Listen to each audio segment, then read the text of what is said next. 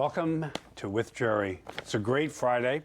Lots of warm weather, yesterday at least. On Thursday it was like 26 or something Celsius, so it's great. Today a little cooler, but anyway, thank you for joining me. And tonight it's about transgender issues and challenges that are happening not just across the globe, but especially here in Simcoe County. And so you'll be surprised who my guest is tonight. I was as surprised as I was because I didn't know she'd be available, but she is, and she's with me in studio tonight. But before we get to that, what's gay today?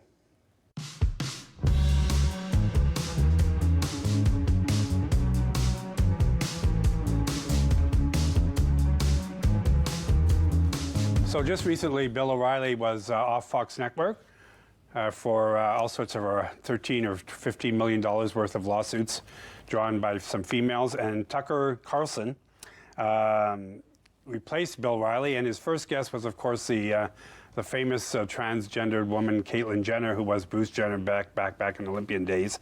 And she was on to talk to Tucker Carlson about hate crimes and how transgendered women are often murdered and not defended properly, and that the laws need to change to protect trans rights. And the interview was quite, I didn't see it, but apparently my studio producer did, and he's not here to talk about it, but he said it was quite well done. And Tucker was quite shall we say, a very aggressive interviewer, and Caitlyn took some of the bait that he had to offer, but she did admit that she was there to support transgendered rights and the plight of many transgendered women who are murdered almost every day in this world. There's a transgendered woman or more that's murdered. So, Caitlyn Jenner, a great advocate for the transgender community. Whether you like it or not, she's out there, she's talking about it, and she's bringing issues to the forefront that are of concern to her and the trans community, as is my guest tonight. Next, something I didn't know, transgender and homelessness, young people who can't get the support they need. It happens in Toronto, it happens right here in Barrie, and statistics say that 40% of the homeless youth across Ontario identify within the LGBTQ spectrum. So that's interesting, and some of them come out as trans, for example, and their parents do not support them, and some of them are asked to leave or kicked out of the house.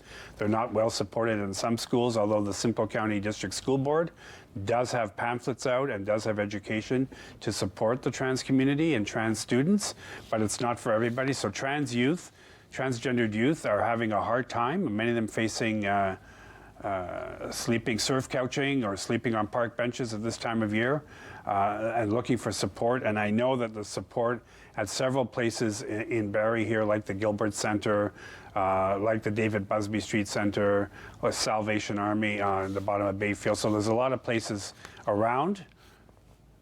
Let's keep it in mind that our youth are homeless, some of them because they identify within the LGBTQ community, and they're trying to be who they are, and sometimes it's not working for them. Also, leading up to my guest this evening, who had some challenges over food, there's a transgendered woman in Sioux Falls, South Dakota. She's transgendered. She's a woman of color living in Sioux Falls. She was turned away from the only place in town serving hot meal 3 times a day to the homeless, impoverished, and the unemployed. And she was denied access to food at this soup kitchen because she was wearing a dress, and she was actually told, and I quote, she was told, and it was at a church dinner, a church soup kitchen, and she was told that she had to leave because she was dressed inappropriately and that she could not come back until she dressed like a man. Sioux Falls, South Dakota. And my last one this evening is transgendered rights right here in Simcoe County, and I have the paper right here. It made the front page of the Barrie Examiner last Saturday, April 22nd. Dakota North was at a function held over the Easter weekend, I believe. She'll talk to us about it. And there's a picture of her, and she was at a function here in town at a church function, and we'll get into that later on in the show, and some of the challenges that she had, and one of them was that she wanted to access the women's washroom, and there was another woman there who was a guest, as Dakota was, and blocked Dakota from using the washroom. So we'll talk about that with Dakota North, who is here in studio tonight. Dakota, thank you so much for being here. I'm glad to be here, Gerry. Yeah, I know. It's, you know, like from the front page of the Barrie Examiner to being on Rogers Television, it's, you've come a long way in a short period of time, because I think the article just said that it's just in the last couple of months, right? That's like, right. You're like a newbie. Not am. newbie to trans, but newbie to Yes. being out and comfortable in being who you are at long last. I was very nervous at first, but Yeah. it's getting easier. Yeah, because I mean, you. I can't speak for you, but you didn't strike me, because I've known you for a number of years. Yes. Strike me as an activist or someone that would want their picture on the front. Well, you didn't know it was going to be on the front page, No, I but you did did know not. you were going to. You did go to the Barrie Examiner, Yes. and approach them. But who knew you'd get on the front page of the Barrie Examiner, and that you'd be on Rogers here talking about some of the challenges you've had in the last little while and over the years. Because let's just go back in time to when you were like a little person, like you were younger. Like how did you come to think or to recognize that you were in the wrong body and that you were actually a female? Like, when did that come into your thought process? Probably seriously when I was in my early 20s, but even before then, I know that I was realizing that I was just different from other people, and they were free to be who they were, but I was told, you're a boy, be a boy, act like a man, and this was so foreign to me, and I was often chastised for not living up to other people's expectations, and that really hurt. Yeah. And so when you say not, so did you feel then, when you said I be a boy, be a man, did you feel the need to express yourself more as a female, but you were sort of like had to conform to the body that you were born in? Yes, and I did not know that I even had the option. I felt I was just trapped playing this role, pretending to be who I'm not, just to please other people. And I felt it was wrong, just... Yeah. And I think that contributed to my depression, because I realized I was living a lie, because that's what other people wanted, and I couldn't be myself. Right. And so what was it like for you, like through, like playing with other kids or going through like grammar school and high school? That would have been, those challenges were there as well, right? In all those formative years? Yes, and I believe that other kids, well, I don't believe, it was true, other kids were mocking me because to them I was just too feminine, and as much as I tried to conform, they would just still ridicule me, and I was torn between, was I supposed to act more like a man, or why can't I just be myself? Right. And that is a struggle for so many of us that struggle with sexual identity or struggle with just identity and trying to find who we are. Yes. And bullying, so I don't want to give away your age because you never tell a lady's age, but Right. anyway, I think we can go back safely back into the 60s or 70s anyway. Yes. I can go back beyond that. I'm Right. older than you, but where a lot of support wasn't there like it is today. And so was family supportive? Like your parents, were they supportive? No, not at all. Not at all. And I think that's where it was hardest hit. I mean, I also have a disability. It's called hydrocephalus, and that affects my memory. And I'm not always as spontaneous a thinker as other people expect me to be. And I was ridiculed for that too. So it went more beyond my sexual identity. It's my very being that seemed to just not fit into anything. Yeah, so that is it's like a dual challenge because, what did you call it again? Because I can't even It's pronounce it. hydrocephalus. It's, Hydrocephalus. So what exactly is that for our viewers' sake? Because I don't even know what it is. that is a neurological condition. Okay. The brain produces a fluid called cerebrospinal fluid, and as it's produced, it's absorbed into the body and kept in perfect balance. Except in me, there's a blockage and it just keeps building up, and I needed an artificial drainage. They call it a shunt. Okay, It's a okay. tube that runs from my head to my abdomen. Right, right. And relieve some of that pressure. Yes, Ah. it keeps it balanced. Oh, okay, okay. Good to know. So, good to know because you know it's a disability, Yes, but it's not like a visible disability. So a lot of people might not. You know, it's not like like some disabilities are very That's right. visual. This one is not. I wasn't even taken seriously until Yeah. high school. And how did you find getting through high school? I mean, did you have to, like, was the school supportive to you for? Not not at all. usually, because I was there in a time when disabilities were not really acknowledged and there was no open help. But I went to Barrie Central at the time, and back then they did 8 classes a day, and it was Right. just too much for me. Right. I switched to a semestered system where I only had 4 classes to concentrate on, and that helped me greatly. Yeah, and so so Barrie Central is now closed, but you went through Barrie Central through all your high school? No, most of it. Then I went to Eastview, Okay, and they had semesters. okay. What was one of your favorite subjects? Actually, phys ed, because part of it, I was told because of my health I shouldn't partake in it with contact sports because I could be at risk. And then with that, they had a special co-ed course, Oh, yeah. so I didn't feel just trapped, me and boys. And we had all kinds of things like tennis and archery and curling and golf and so many fabulous things that I loved it. Yeah, yeah. Did you have, what was meeting people during high school years and everything? I mean, if you're bullied, and did you date at all through high school? No, I didn't. No. In fact, I was physically bullied at one point, and hearing the words from my parents, I was supposed to just suck it up and take it.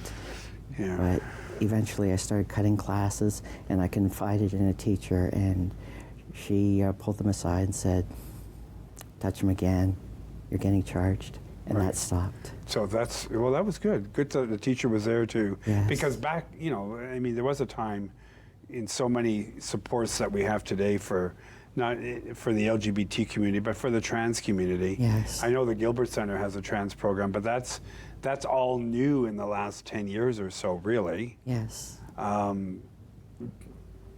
So the teacher, but did you have friends growing up? Like, did you have like boyfriends or girlfriends that you could chat with that knew some of the struggles you were having?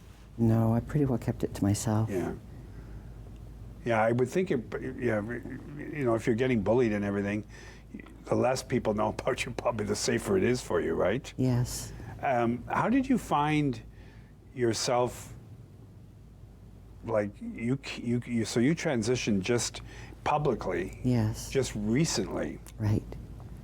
So you've been holding this in you for many, many, many, many, many years. Yes, I have. And tell me about how you worked up to being able to finally say, I need to be who I am. I have to do it now, as opposed to, let's say, 10 years ago. Well, I found it to be like an obligation because when I moved out on my own, I did find relationships, and they weren't always happy, but as long as I was in them, I felt compelled to just play this male role like they wanted me to be, they expected me to be. But once that finished, I asked myself, what am I doing here?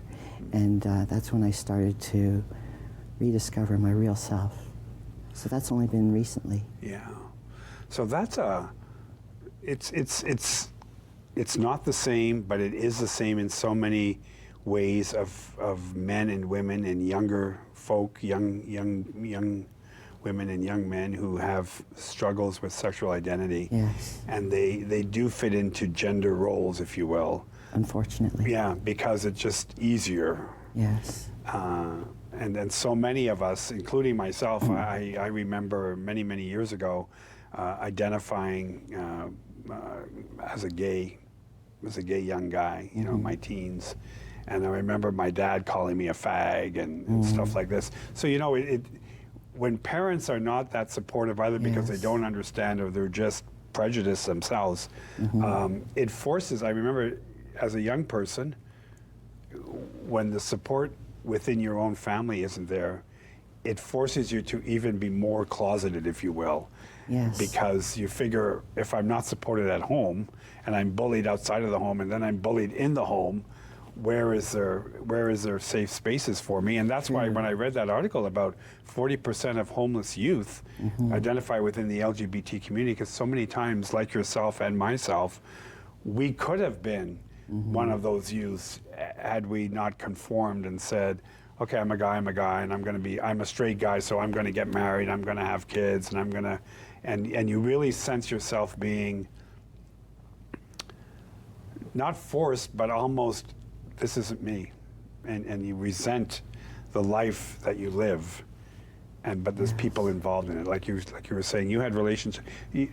Were you married? You were married at one time? I was married. Yeah. But she did not like the way I was. She, I guess, expected me to be more of a man, and I just struggled with that versus being myself. And had you confided in her before you got married? Did she have a sense that you had this struggle? Well, she knew at that time I identified as, back then, bisexual. Right. And she always resented that. But she became more and more abusive over time, even physically abusive. Yeah. So And that's when I had to leave. that's tough, because Caitlyn Jenner, who, and I'm not, she's come out with a book. I don't think I mentioned it, but the name of her book is, I'll find it. Okay. The name of her book, because I just saw an interview with her on CNN actually, is The Secrets of My Life. All right. And she was saying that she struggled, of course, many years, and a similar story to you. Yes. She does talk about having to, like, she was a male Olympian athlete and living that role and playing that role and resenting it, Yes. and then finally coming out. But in her relationship with Kris Jenner, she talks about it in her book, and Kris Jenner just recently did an interview saying, well, she never told me, but Caitlyn Jenner did say that she did tell Kris Jenner at the time when they were getting married that she was trans and struggling with it and so on and so forth. And you were married a few years, weren't you? About 15 years, yes. Yeah, so that's a few years. Yes. Yeah, and that would have been. I mean, it's hard on relationships when you can't be who you are, Right. whether you're trans or whether you're straight or whether you're gay. It's still hard when you're not able to be who you want to be and who you feel you are. Yes. How did you come about reconciling that, like reconciling the fact that now I'm going to live as a woman? Like, just educate me and my viewer and our viewers. Like, how did you think about, well, what's going to happen or what could happen? Or did you know some in the trans community already before you actually announced publicly that you were a trans woman? Well, I didn't know anybody per se, but I was affiliated with the Gilbert Center. Right. And so I knew some people then already. And I had asked if I could attend the trans group, and when I did, then I realized I met some other people. I could actually fit in, and that gave me the go-ahead. Yeah. Because support, is so important Yes. when you have a support system, no matter what challenges we're having, whether it's fighting some chronic condition that we have, or fighting a disease that we have, or fighting any kind of a struggle. To have a support group that you're able to talk about how you're feeling Yes. with other people who actually can say, yeah, I've been there, or yeah, I'm going through that too. And they have lived experience, because lived experience, I would think, is so important Yes. for someone like yourself, because I mean, psychologists can help to a certain extent, but if they're not trans themselves, they can only go so far, right? Right. Yeah. I mean, even when I lived the life of an abused male, the police were like, we're not going to help you. And so I see the world is really gender biased. Yeah. And even at that time, I thought, why? Yeah. And especially when I realized that wasn't really me, but how do I tell them that I felt like I was just playing this role? It's interesting that you mentioned the police, because it's interesting in society how men and males feel. Like, I did a program a number of years ago on Rogers about men who have been raped. Yes. And a lot of men won't come forward because men aren't supposed to get raped, and That's men aren't right. supposed to cry, and that's not supposed to happen to men. And men are supposed to be emotionally strong, and we're not supposed to cry. And yet, here you are with all these challenges. Yes. And it took this long for you to be able to find support that you needed. Right. And it's interesting also that you mentioned that you were in an abusive relationship, but there was no support for you. That's right. That's tough. That's tough. And can we ask, or can you say what your relationship is today with your ex-wife, or? Well, I'm looking forward to the divorce being finalized, but we do not speak to each other. Yeah, yeah, yeah. And I suppose in a lot of ways, it's part of the healing process for you. Yes. To move forward and to start, like, it's like you're being born all over again, you know, like you're coming out. Yeah. It is, and it feels wonderful. Yeah, it's good to see you smile, Dakota. It's good to see you smile. That's what my sister said. Yeah. I mean, she was also a trans woman, and when she saw my picture, she said, I don't remember ever seeing a picture with you smiling. Yeah, yeah, I know. And it's so liberating. I can't speak for you, but I mean, it's so liberating to be able to finally say, this is who I am. Yes. You may not like it, you may not approve, but you know what? I'm living as I want to live. Yes. And as we all do, right? And I remember when I came out as a gay man, and it was devastating because, you know, I lost my job, and you know, and family and wife and children, and you know, in some ways, you know, like, I remember people saying, well, you know, like, you were dishonest, you should have, you know, but everybody struggles. My point is, we all struggle, and we don't always make the right decision. Right. But when we come to making the right decision, I remember thinking, well, what's the worst that can happen? You know, like, what can possibly happen? Lose my job, lose my marriage, lose my kids, and that's exactly what happened. All your friends leave you. So when you come out, as you did, so I would say dramatically, Yeah. front page of the Barrie Examiner for us, and coming on the show this evening, that's like, what a departure from being bullied and being quiet and not discussing who you Yes. are, that you're a trans woman, to suddenly, you're right out there. Well, I wasn't expecting it. Yeah. I mean, even at that point, I was just expecting it to be a quiet event, and it just all blew up. But I've adopted the words of Janis Joplin when she said, freedom is just another word for nothing left to lose. Yeah. And I'm at that point. I know some people, when they come out, they face to lose a lot, but for me, I've lost most of what I could lose, so I have that much more freedom. Yeah, that's interesting. And you can build your life in the knowledge that you know where you've come from, Yes. and you know it's not going to be easy, Right.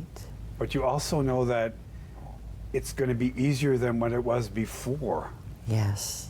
right? Yes, indeed. Yeah, because I mean, I remember thinking, you know, like I remember working for a textile company thinking, why aren't the men more colorful, and why aren't they dressing more colorful? And we're in the textile business, you know, colored sheets and colored towels and everything. Oh, Yes. no.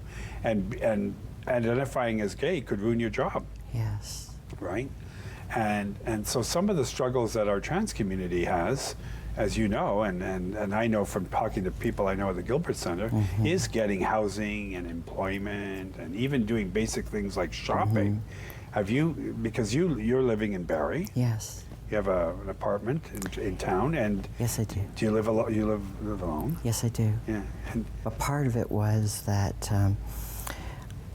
I was living with my wife, and I eventually left because of the abuse. Right. And I was put on a priority list because I was facing abuse. And so I was only renting a room for almost a year, and then I got subsidized housing. oh, terrific.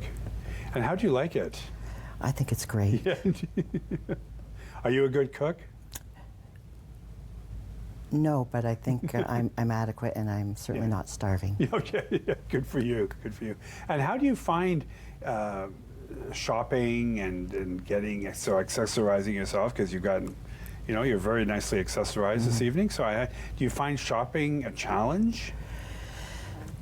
Sometimes, but it is getting easier. When I go into clothing stores and ask questions, I am never sure if they are thinking, what is this guy up to, or if they really take me seriously. But most of them are, actually all of them, are quite professional, and they treat me courteously no matter what they think. Well, that's good to hear, and that's here in Barrie, eh? Yes. That's good to hear. I know, because I did a show, a volunteer event for Habitat for Humanity a couple of weeks ago at the Maddie Center. Yes. And I did a lip sync as Lola from Copacabana, the Oh, Barrie yes, Manilow song. I like that song. And I went to Value Village with a couple of friends. I had like 6 people around me, and this woman from Toronto was watching me trying to try on dresses with my jeans on, and this girlfriend of mine that was with me, she said, you need to go in a change room. You can't put this dress on over jeans and everything like Right. this, you know. And so anyway, she came into the dressing room with me. Yes. But it was a lot of fun because it was done with a sense of humor, like I didn't Right. have to. Yes. You know, so, but in your particular case, it's done out of necessity. I mean, you actually Yes. have to be shopping That's for right. clothing that you need. So you're building up your wardrobe, are you? Yes, I am. And how do you find your styling? So your styling is very, like, it's not like wild. Do you No. go for, like, do you have a sense of style that you already want to have as a woman? No, that's developing. But because, like I said about my disability, it also means I'm on a disability income. And Yeah. so that's not a lot of money. So I don't go for high-priced fashion because I can't afford it. But I'm finding what's comfortable. Yeah, yeah, and you have to find what's comfortable, because it's got to be like I'm just trying to imagine what it's like waking up in the morning and, you know, putting nylons on and shoes and going, wow, this is me. Finally, this is really me. Yes. You know? Oh, I was so delighted. And then my first time going out in public, actually I didn't feel nervous. I felt free, and I liked it. Yeah, yeah. Do you have a big mirror in your house that you can? Not yet. Not yet. We'll have to work at getting you one. Besides, I have typically had low self-esteem because I felt I had to live this person I'm not, and I've had a lot of depression and everything, and you would not get me looking into mirrors. Okay. And so I'm feeling a lot better, I'm feeling a lot happier, and so this is all new to me. Good. Well, we'll come back with Dakota, and we'll talk about her, what landed her on the front page of the Barrie Examiner on April the 22nd. So stay tuned. We'll be right back after the break.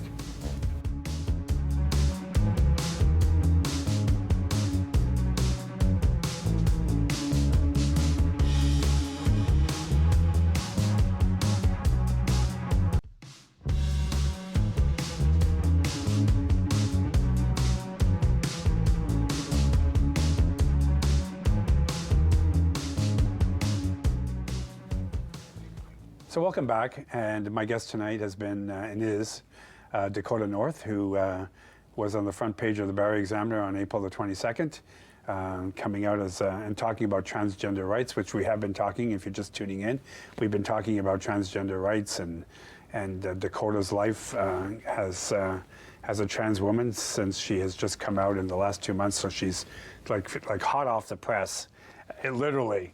So welcome back, Dakota, and good to see you again. And I love your nails. So I meant to ask you because when I saw you last week or the week before, I noticed your nails, and I thought I'm going to ask her. Do you do your nails? Yeah. That depends what you mean by do them. I mean, do you pedicure them, or do you go for a pedicure, or do you? Neither. That's in the future, but I'm just learning to take care of them. Wow. Nice.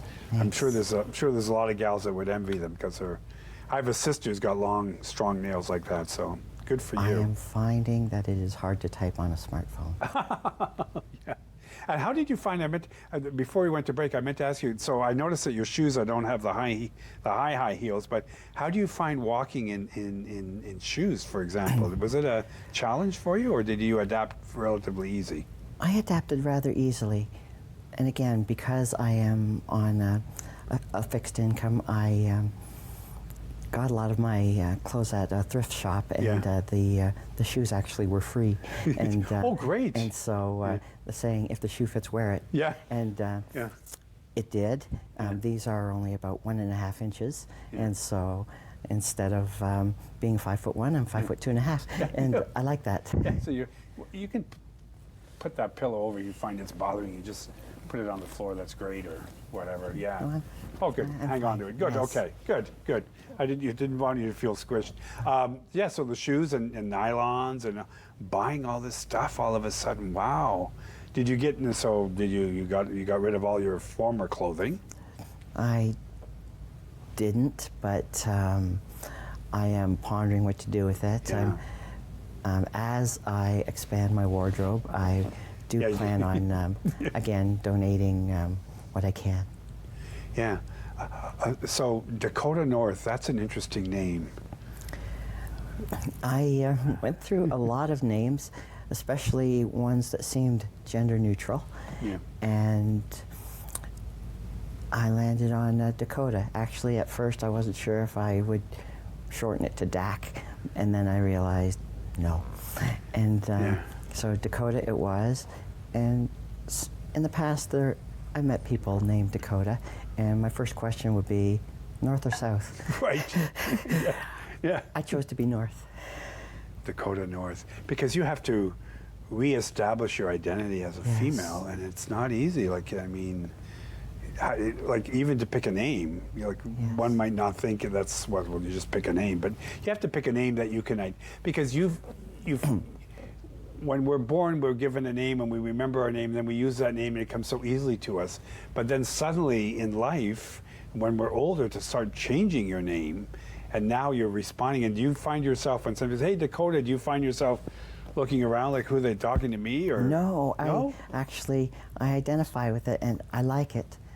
I always hated my, as they call it, a dead name. Right. Former name that I don't use anymore. Right. And so I had no problem getting rid of it. So you have no problem when you introduce yourself, Dakota North, it comes just like that? Yes. As if you always had Dakota North. That's right. And it does amuse some people because I picked the middle name Anne Marie. So my initials are D-A-M-N. D-A-M-N. Damn? Yes. Damn. Sort of like, I'll show them. That's right. Yeah. And you picked Anne Marie. Did someone help you pick that name? Or? No. No, you came up with it. I looked at the letter combinations for the initials and... So you wanted Damn, so you... No, I didn't. But I thought, I have a D, I have an N, what can I do with it? Yeah, so you had Anne Marie. Okay, so a couple of weeks ago you were at a dinner in Barrie at a function. Yes. So I don't want to upset you by going over all the details, but you were at a function, because you do a lot of volunteering work. Let's just remember that you do a lot of volunteering and have been volunteering for years here in Barrie. I was not volunteering there. No, but I mean, I'm just saying, but you yes. have been out at functions before, and you've been volunteering at functions, not this Yes. one, but at previous functions, right? Just to be clear. Yes, that's why I bill myself as professional volunteer. Yeah, I know, and it's great because volunteerism, and it's National Volunteer Week this week here in Ontario or in Canada, or globally actually, and it's good to know. So I thought we should point that out, that you have been volunteering for many, many years. Yes. So the function you were at was a. Well, tell me about it.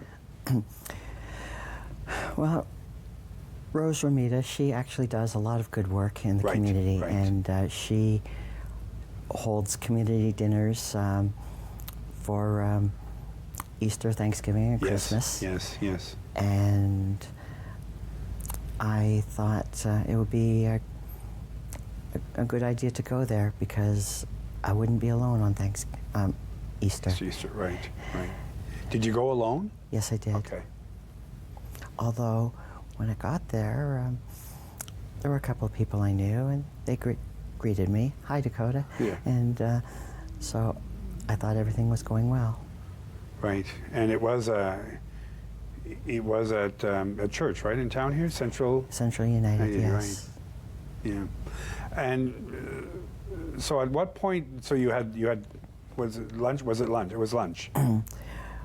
Well, it was ongoing. I think from noon to 6 or something like that. Okay. So, kind of depending on if the person wanted to see it as lunch or dinner, and so. So it was like a 5-hour thing or something. Yes. Yeah, nice. And at one point, you had to use the facilities. Yes, and I consider that to be normal. Most people do. And so I go, and there's this woman. Although I know who she is, I won't name names. But No. And she was standing in my way, saying, "You're not allowed to come in here. We have to protect people's privacy." And I thought, where did this come from? Yeah. I mean, look at me. Although I was dressed a little more casually at that time, I mean, I do not feel safe or comfortable using a men's washroom. Yeah. And you had jeans on, didn't you, or that's something right. that day? Yes, I did. Yeah. But I mean, there has been no other place in the city that has given me a problem. I mean, I go, use the washroom, wash my hands, and get out just like any other person. I mean, and then I was horrified. And when I tried to complain about it, the attitude I got, at least my impression was, hey, what am I supposed to do? Right. And I was rather put off. Now, although what the article did say was that I had been offered a private washroom to use, I just wanted somebody to stand up for me and say, get out of our way. But rather, I felt ostracized, and I thought, okay, a private washroom. Next, I have to use separate drinking fountains and move to the back of the bus. Yeah. I do not like the way this is going. Yeah. And so I was very hurt by this, and I left the event, Yeah. went down to McDonald's, and used the washroom as normal. But, I mean, and that's all I would have done. Yeah. And I realized if they can do this to me, they'll keep doing it to others. Yeah. Somebody has to say something. Yeah. And you did. Yes. In a very forceful way. And when we were on the break, I said to, I know we were sharing how, where is that? Oh my, oh, here it is.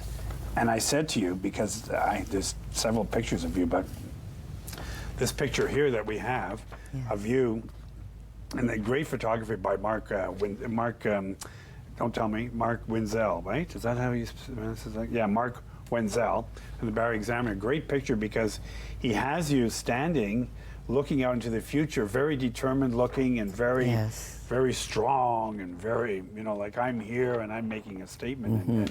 And you sure did. It's a great picture. I really liked it. I thought it was well taken, well done. I like it. Thanks. Well, it's interesting that you said about the future because I look to the future with excitement. Yeah. I mean, I used to dread it, but now I think, yes, I look to the future and that things are finally getting better. Yeah, and and it's so, no matter who we are, it's so liberating Yes. to be who we are and not living a life of duplicity for whatever reason. In your particular case, you're coming out of some very serious challenges, Yes. but you're smiling and you're looking forward to what's next down the road for you, and it's so refreshing to hear your story. Thank you for sharing it. You're actually. welcome. It's been wonderful. Yeah. And I think the best is yet to come. Yeah, and I mean, it's got to be exciting for you to, to look at every new season coming along, looking at, oh, I need some winter boots, or I need a winter coat, or I need this, or I need that. I mean, just little things in life, and starting to decorate your apartment more to the female touch than the bachelor male pad type thing. Yes. Well, one thing that most people who are transgender go through is taking hormones, and I'm not on them yet, but I look forward to it. My first doctor's appointment is tomorrow. Okay. And so I'm really excited. Yeah, and who from the medical community? Then you've obviously done some research in it. Yes. So the first step is hormones, and is that going to be? Do you know? Or of course you haven't met your doctor yet, but No, I haven't. Yeah, so you don't know. You have to come back on and tell us all about right. it. But so hormone treatment. So that's going to challenge you a little bit, I would think. Yes, and I have been informed by the Gilbert Center about a kind of timeline, what happens when you're on hormones and the changes that go about, and Yeah. I really look forward to it. Yeah, and there's so much ahead for you in terms of what you want to do with your life physically, not just emotionally, which is very important, but also physically. Like, how do you want to look? Do you want to have long hair? Do you want to have shorter hair? Are you going to dye it when you get white hair? Are you not going to dye it? How are you going to do your eye? All these things that so many people might take for granted. Well, of course she's going to do this, she's going to do that, but you have to make these decisions, right? Well, part of my early transitioning is I did dye my hair. Oh, okay. So your hair's transitioned. Oh, it was gray. Oh, okay. And it's longer. Yes. So that's because that's all your hair. It's not That's a wig. right. Yeah. I know some people wear wigs, but so far I'm glad to have my own hair. Yeah. And you decided to wear. I mean, I'm just trying to envision. So you have a look that you want to create for yourself, as we all do, right? We want to have this look. Mine can be wild, and sometimes dressing wild and everything else. But so you have a look that you're creating for yourself. I mean, that's a whole new thing. You haven't had like 50 years and 40 years or 30 years to work at this. This is all new for you. And that too will be a work in progress as my hair gets longer. Yeah. Yeah, exactly. Do you see yourself, and it might be a little presumptuous of me to even ask, but do you see yourself transitioning to the point of reassignment surgery and that down the road? Is that, are you thinking that far ahead yet? I am, but I have no idea how far that will be. Yeah. Yeah, I guess the hormones is the first step in seeing how that goes and getting used to the changes that's going to give you. Yes. Because it's going to raise your estrogen levels and stuff like that. So that'll be exciting to see how that all happens. Yes. And hopefully, I guess you won't have to, I mean, the hair will disappear from certain places of the body, like the face, and I mean, Yes. that'll be good. Oh, yes. Yeah. And what about makeup and everything? Have you taken courses? Because, I mean, No. you've got great nail polish on and you're doing all this. I don't even know how you work it all, but Well, do you have a lady friend that helps you? Or? no. This is all trial and error for me. And as for the nail polish, well, because I'm left-handed, it's easier to do one hand than it is to do the other. But it's getting easier. But I did volunteer at a youth group, and the children were all wonderful, and one of the side activities they had was nail polish, so I've had experience putting nail polish on the kids.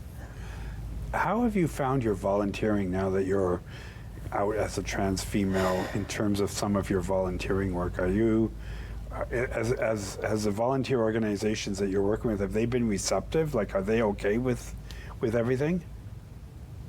Or can you say? Well, I'm not really sure. I mean, on the surface, they claim that they're okay, but I just don't know. Yeah. You see, one organization, they said, you were in a position working with men. We can't have you in that position anymore. I would have hoped that they would have found me a suitable replacement. That hasn't happened. As for the children, that came to an abrupt halt at the same time, and I have had no real feedback. But I volunteered at the Gilbert Center, and that continues, of course. Yeah. And as for probably my favorite, Out of the Cold, where I've dealt with the homeless, because I was homeless for a month after I left my wife. They said, indeed, they look forward to having me back in the fall. Oh, good. And they'll be, and hopefully, coming on the show tonight, somebody that's viewing this might say, you know what, we want Dakota to come and volunteer at our organization, because you have lived experience, but you also understand bullying, and you understand abuse, and you understand emotional triggers, and all of this that you've been through can help others, right? Well, I love volunteering, and I love helping others. Yeah, and you've got a history of volunteering. I mean, I don't know how many years. I met you long time. I think I met you like maybe 10 years ago or longer, so, and you were volunteering then. Well, well, even Ed Gilbert, who founded the Gilbert Center, he asked me for help on his computer way back then. So wow, so you do go back a few years. Yeah, because Ed Gilbert's a friend of mine, and yeah, you're right, the Gilbert Center is named after him. He's now living in a retirement home in St. Catharines. Oh. But his mother, who's in her 90s, I understand, at least at the airing of this show, is still very much alive and living in Collingwood. So, and she's 90-something. I don't know. I don't want to say her age, but she's a little older than Ed. Yes. Most mothers are. Most mothers are. Yeah. What's your plan in terms of like your social life? Do you date? Do you go out to movies? Do you entertain at all? I don't mean entertain in an emotional way, but entertain like have friends in for dinner, this kind of thing. Are you building up a circle of support of friends and? Well, I'm trying to, but I don't usually have friends over. But I would like it in the future, because I've typically been very lonely, and so now that's just another thing that's opening up for me. Yeah, because that's good, and it's good to have friends that are both male and female friends. Yes.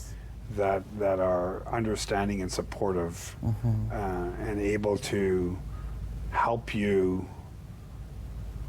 develop into the woman that you want to be, and the support that you need to do that. And it's so refreshing to be able to talk to you about that, because how many people actually are able to view a program like this on Rogers and actually see someone that lives in the community, that's struggling, that has come out, that is happy about it, and see the results and move forward with the challenges that you have ahead of you, because it's not going to be an easy road. It's not an easy road for a lot of us, right?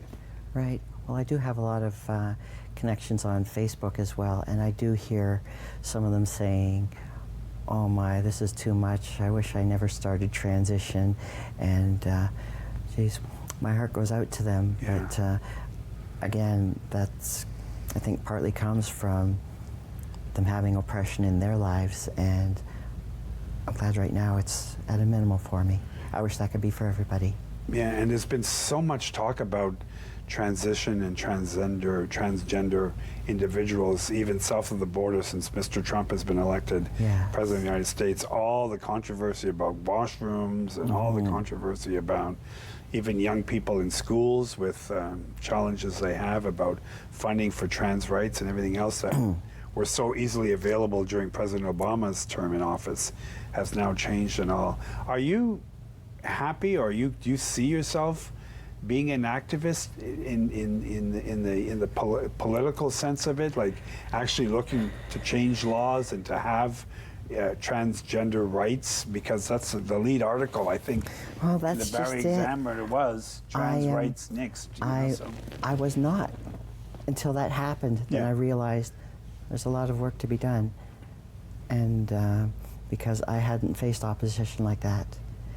And so I had, when somebody asked, what do I want to accomplish out of that? And I said, I didn't really want publicity, it just ended up that way, but rather, I don't want anyone else to have to go through that. But and we hear this often, someone is challenged as you were. You were challenged in a very public way, and you had a choice at the time to either fight it or use it as a stepping stone to something bigger and bring awareness. And I think you're to be commended, because to find a champion in anything today is not easy, especially, you can be a champion, you can be a champion, but this is a champion in terms of lived experience, but you're deciding not to go back into the closet and be quiet.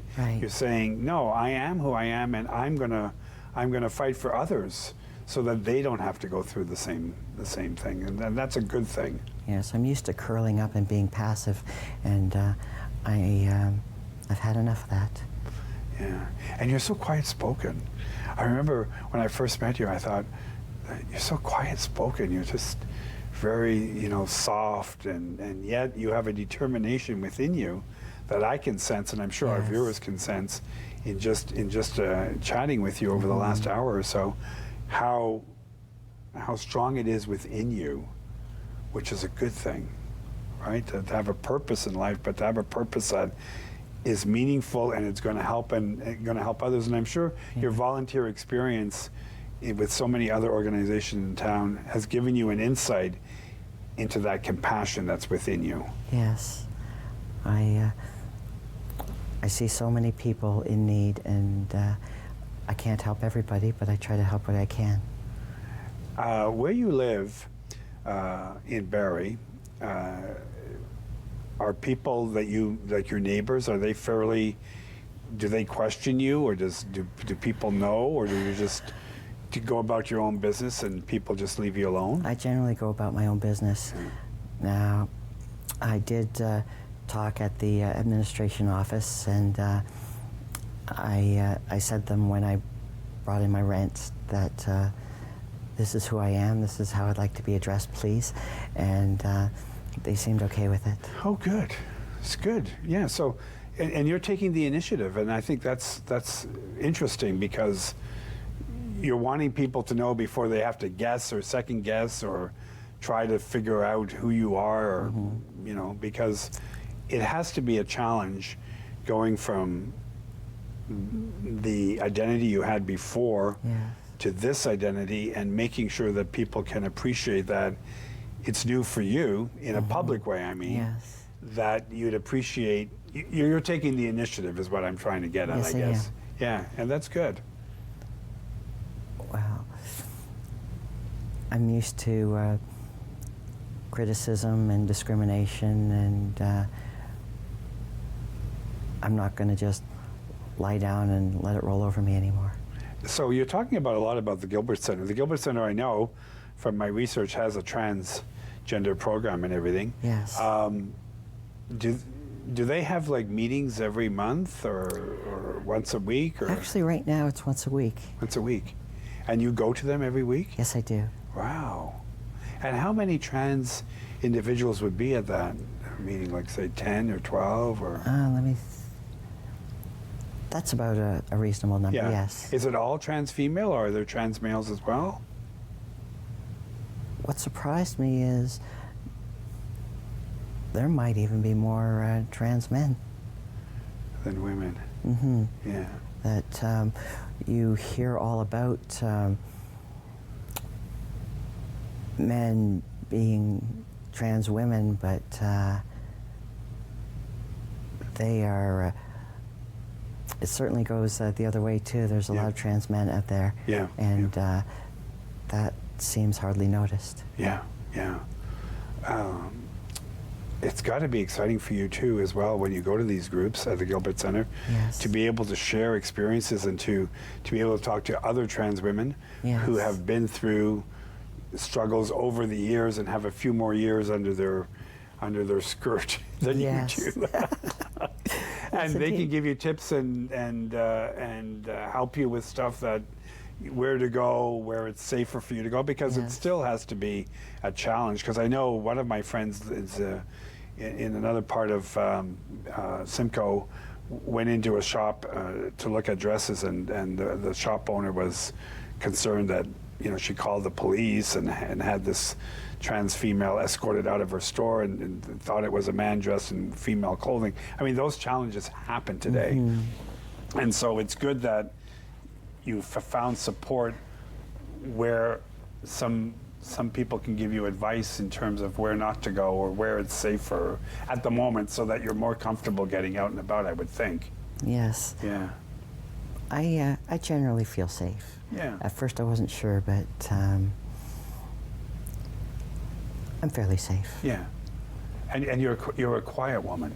You're not loud and boisterous and, you know, like shining bright out in the street, heavily noticed. You mind your own business. You look like a very quiet woman minding your own business, and I think that probably helps too. You know what I'm saying? Yeah. Yes, I recognize this as my 15 minutes of fame, and I think after that I will step back to where it's quiet again. Yeah. Dakota North, thank you so much. Our time has run out. Thank you, But Gerry. thank you for coming, and thank you for sharing so openly and so refreshingly to see you and to see your smile, and I hope to see you again and that beautiful smile of yours, because it suits you well. You're welcome. Thank you. Thank you. Thank you, and see you next time on With Gerry. Good night.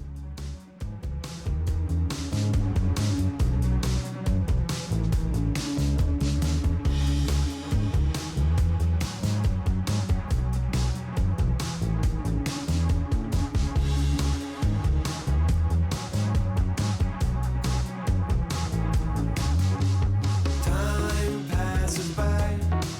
In the mirror I see another man. Call the Rogers TV viewer response line, email us, or connect with us on social media.